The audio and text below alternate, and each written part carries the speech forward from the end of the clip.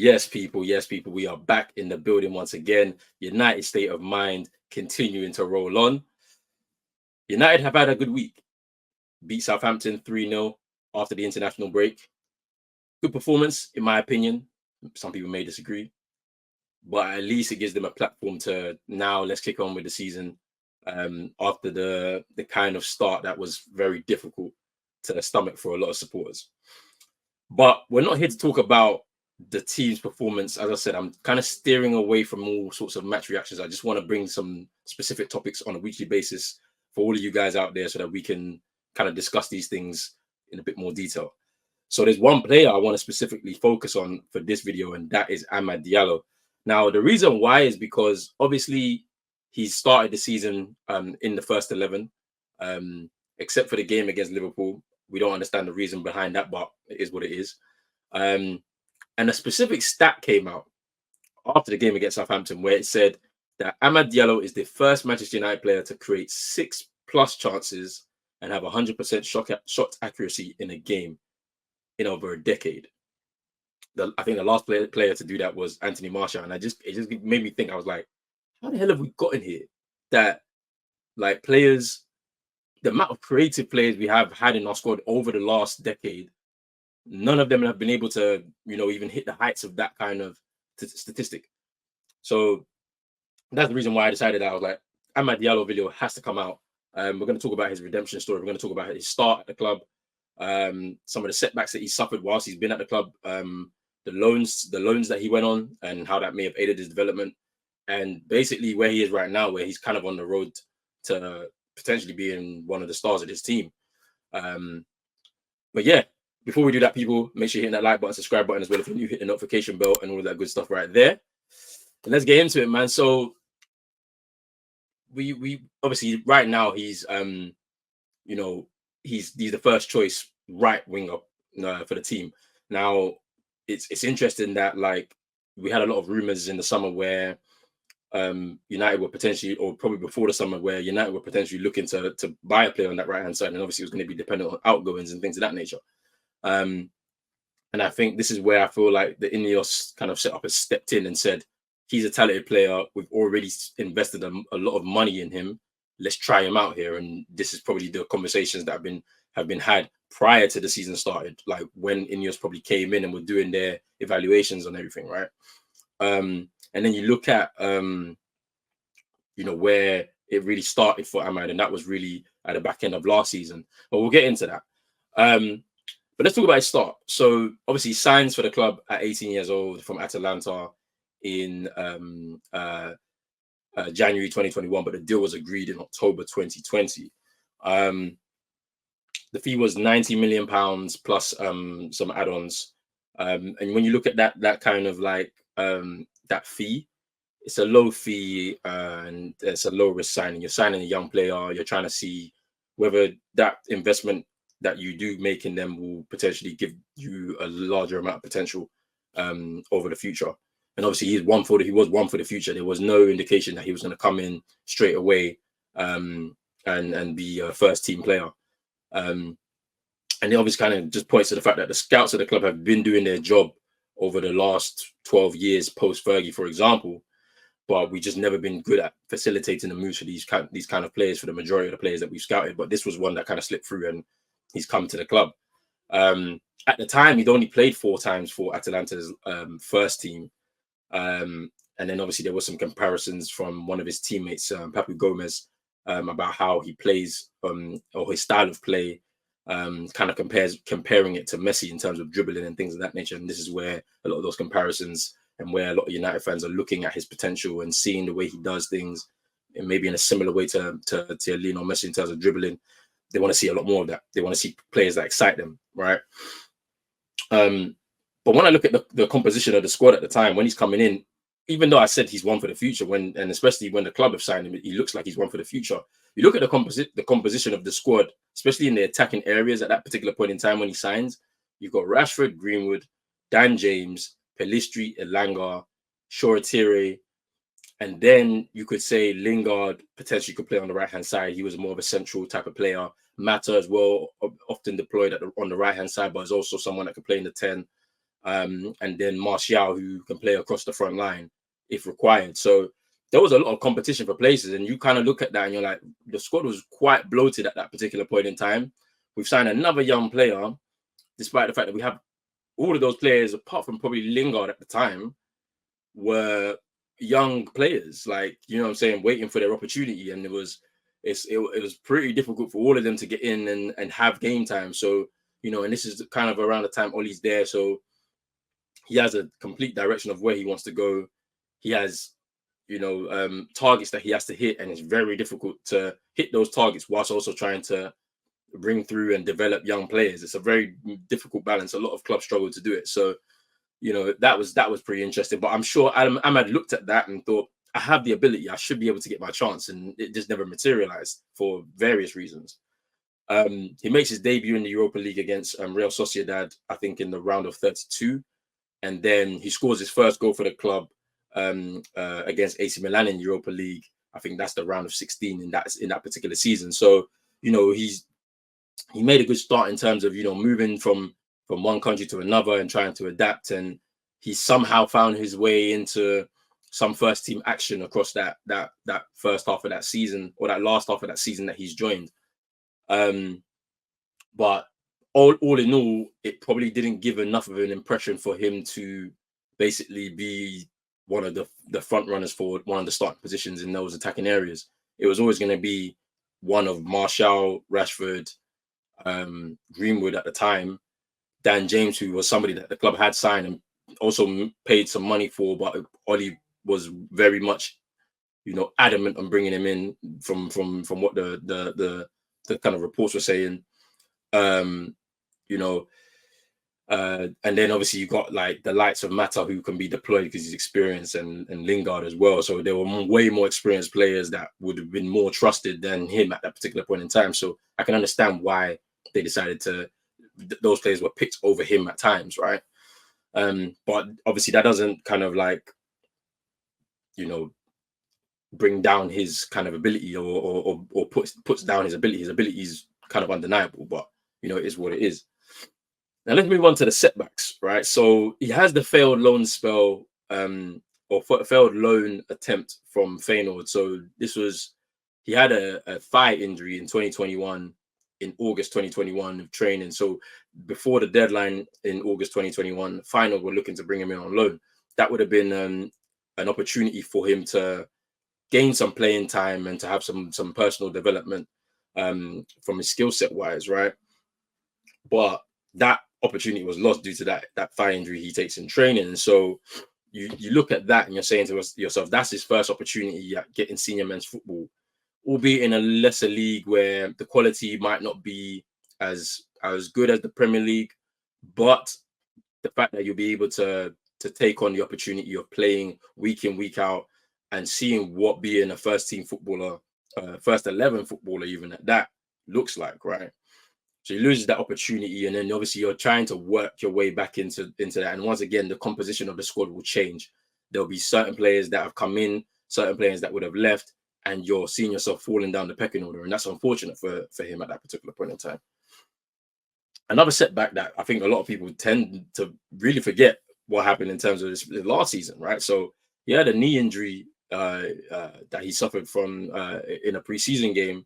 I forgot who it was against, but at the start of last season, so it forced him to miss the first 3 months of last season. So when you look at that, it's like, that's a big setback. You get a knee injury where they're always tricky ones, right? Like depending on how bad or how severe the knee injury is, you may not ever come back the same. Thank God, luckily he's been able to come back, and we've been able to see, you know, he's got himself right back into the swing of things. So the knee injury wasn't as severe. But when you have those kind of injuries, it's difficult for you to pick up momentum after that setback. And then when you're not first choice, especially like that particular point, you're not first choice, you're working to try and become that first choice player. It's hard for you to come back in there. Like, and at the time now, we're looking at that squad composition. At the time, you're having Rashford and Garnacho and Sancho, Pellistri's still there. At the time, Martial was still there. Like, so there's so much competition for places. You're kind of fallen down the pecking order. And then Anthony was also signed as well. I keep forgetting about him. So it's like so you have all of these players there, various reasons why they're being picked over other players for what it is. And you have that setback where you had an opportunity to really play yourself into that first team spot, and you have the injury, and now you're down the pecking order. It's another unfortunate setback for him at that particular point in time. Let's talk about some of the loan spells that he had. And you know what's interesting about this, right? I kind of liken it a little bit to the Jesse Lingard's kind of story, where we keep forgetting that Amad came to the club at 18. He's only been here 3 years, right? But it seems like his story is just like, it's like 5-6 years, right? Jesse Lingard had a kind of similar-ish type of story. I like to look at it as in that kind of similar way. He had a series of loans, short loans, long spell loans, before eventually making his debut for the club at 22 years old. And Fergie was always one to say that Jesse's going to play for Manchester United, but it's going to come in due time because he's going to be a late bloomer. And that's how it panned out for him. He had a pretty solid career coming through the ranks and did what he needs to do. So I kind of liken it a little bit, you know, that Amad had to go through a few setbacks and had to jump through a few hoops and wait for his time essentially to be able to get to where he is right now. But let's look back at these loans, right? So you look at the loan move to Rangers, January 2022, plays 13 games, scores 3 goals. When I look at that loan spell, from the club's perspective, it's an easy win. You got a talented player, you put him in a less competitive league, and then he gets the biggest marginal gain you can get. Like, he gets all the confidence in the world. He gets an opportunity to play first team football at a decent level, and then kind of like use that as a platform to potentially get himself into first team contention when he comes back from his loan spell, especially if he comes back unscathed. And in that spell, he's obviously won the Scottish Cup with Rangers, so that's an opportunity. You won yourself a trophy as well. Like, you've been a contributor on a team that's won a trophy, so you get that experience for the first time in men's football too. And then Rangers get to Europa League final, but they don't. He doesn't really play in that run at all. He doesn't come off the bench. It's a very short window that he had to develop within. But it was definitely a worthwhile experience for him because it adds I think for me, it adds another layer to his kind of already humble attitude. He knew that this road to becoming a first team player, he's accepted that fact that it's going to be a challenge and he needs to work at it. Wherever he's being sent to go, he needs to go and showcase what he can do, and then eventually it will fall into place for him. So that's interesting. I'm not going to forget you people as well. Yeah, when he made that loan move, yeah, because you were so desperate to see him play, the thing that made me laugh was people were doing watch-alongs and watch parties so that they could see him play. It just kind of tells you the talent that he has. But it was just funny to me, I can't lie. And then we talk about the loan move to Sunderland. So the season-long loan in August 2022. So he comes back in the summer, and then the club send him right back out on loan and say, we need to see more from you. So they take him out on a season-long loan because there's no space for you to play in this current setup, which is fair.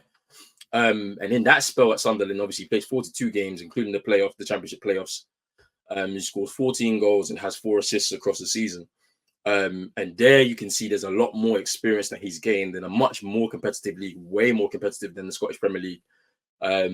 Championship is really competitive, and the games come thick and fast. Tuesday, Saturday type of thing. So, you know, it's very competitive in that sense. And it's his first real chance at senior men's football. And you could see from the performances across that loan spell, like you could see highlights flashing up from time to time. If you watched and looked into games during that spell, like he looked very comfortable at that level and he looked ready to step up to the next level, right? He probably always had this ability, but just never had the opportunity or platform to showcase it.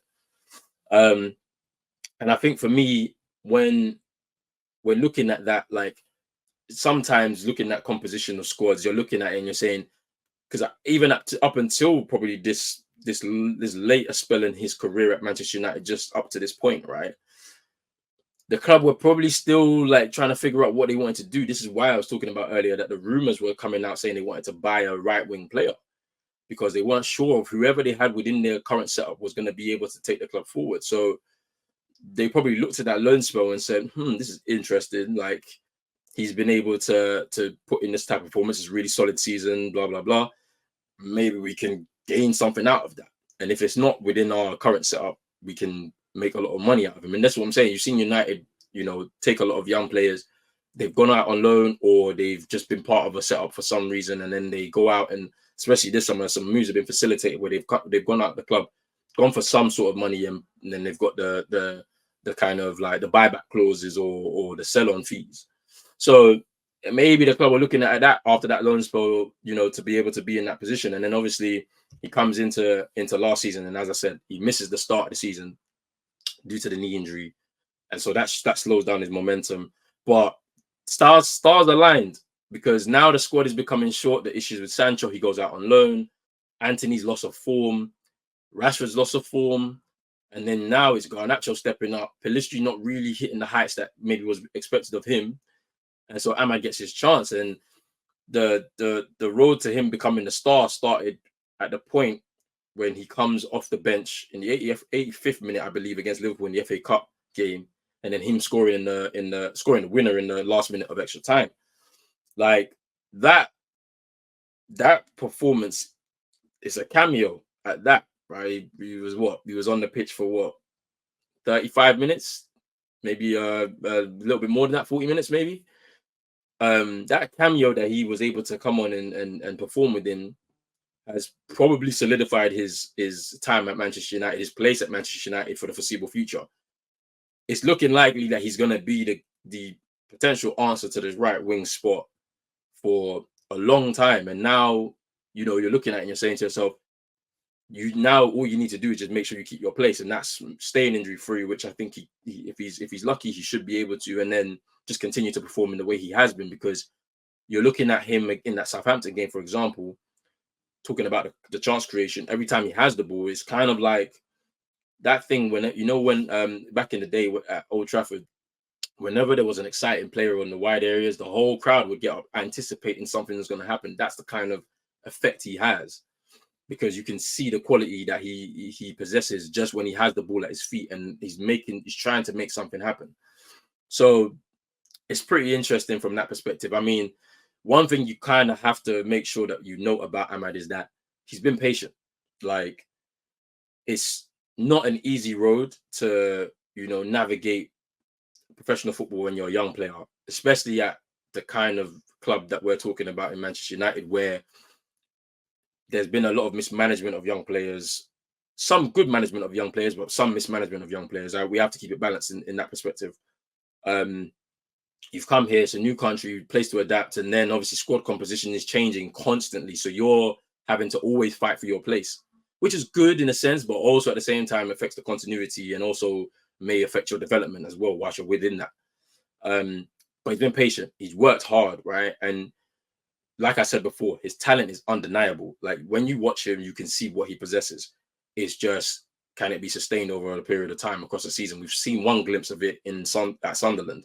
Can we now see it in the Premier League at this level, playing not just league games and getting knocked out of a cup, and then you're just playing league games? You're playing league games, cup games, and European games too as well. Can you sustain? Can you sustain that? Are you battle tested? Is your body robust enough to be able to handle that?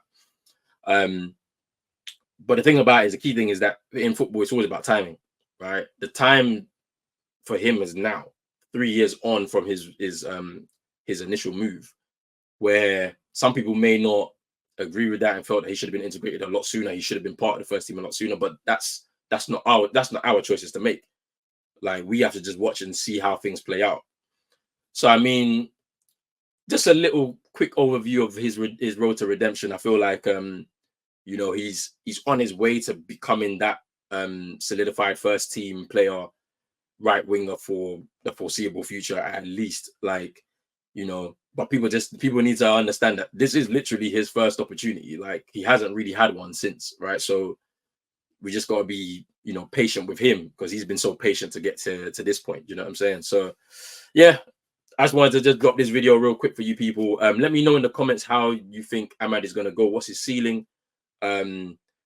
Talk to me about the journey so far, why you think he maybe should have been integrated a lot sooner, why do you think this is the right time for him right now? Let me know in the comments down below, and I'll be back with another video. I told you I'm trying to be consistent as much as possible over the course of the season, so make sure you stay tuned, make sure you hit that like button, subscribe button as well if you're new, hit the notification bell, and all that good stuff right there. Peace.